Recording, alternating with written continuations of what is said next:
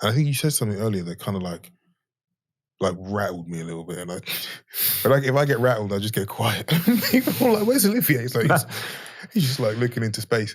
But like you said that like it's easy. Not it's easy, but it if we start seeing people's value is how much God was willing to pay for them, and God was willing to empty heaven for one person.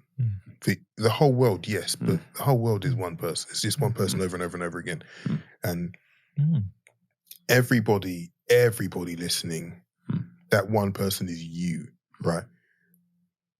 But that one person is also me. And I'm glad you actually said it multiple times, because the first time you said it, it's so big that it just goes past you. Yeah. What do you mean God wanted to empty heaven? Like, they always say, how much is that house worth? Oh, it's worth 2.5 million. Is it? Because nobody's paid for it for 10 years. So the cost goes down. The value goes. The value is however much someone's willing to pay for a thing.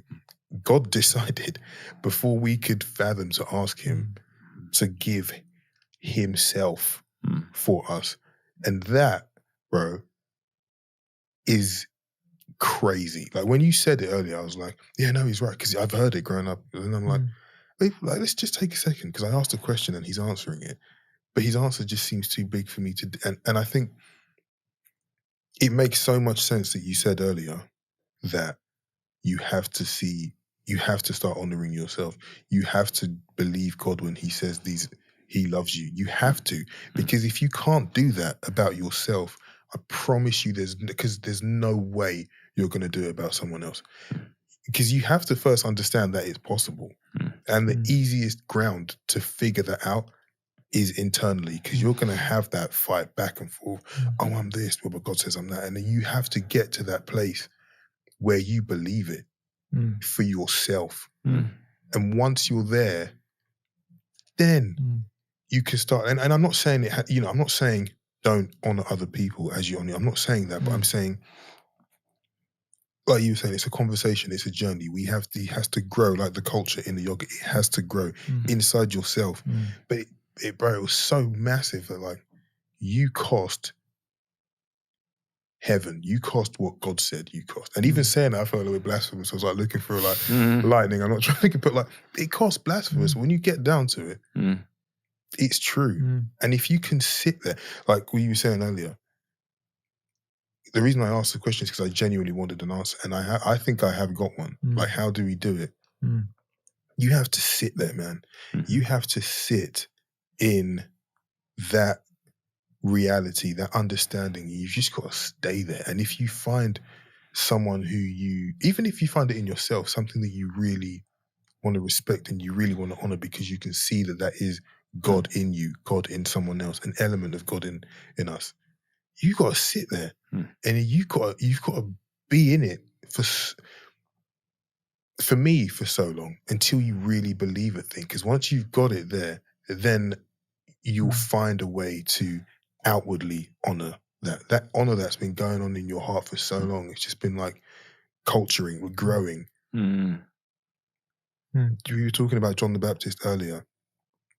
He was out there saying what he'd known from the Holy Spirit was in his mother's womb, and he was in the desert talking what he was talking when nobody was there. And then there was a smaller crowd, and then there was a bigger crowd, and then Jesus himself rocked up, and he was like, "Oh, I'm not worthy to tie your shoes." Like, let's just do it. And then which is honor again, right? Exactly. And how long had he been out there just sitting in it, knowing one day, like you were saying, he was honoring Jesus, and they weren't like next to each other, they weren't hanging out with each other, but he was talking, honoring him. And then when Jesus finally showed up, then he got the chance to outwardly, in front of everyone, actually manifest the honor that had been in him that whole time. Yeah. And then And then he did it, and look what happened. The heavens opened up, and then God's like, "This is my son in whom I'm well pleased." And then, but when we were talking about it earlier, even it's so beautiful that even like later on, when John got arrested and people were talking about cutting his head off, he's like, "Let me just double check. This is the guy we were waiting for. This is Jesus, right?" And then Jesus didn't say, "Yes, I'm him," which I think a lot of us, that's what we'd be looking for, right? But Jesus went deeper than that. He went to the root, like you were saying. He was saying, tell John what you've seen here.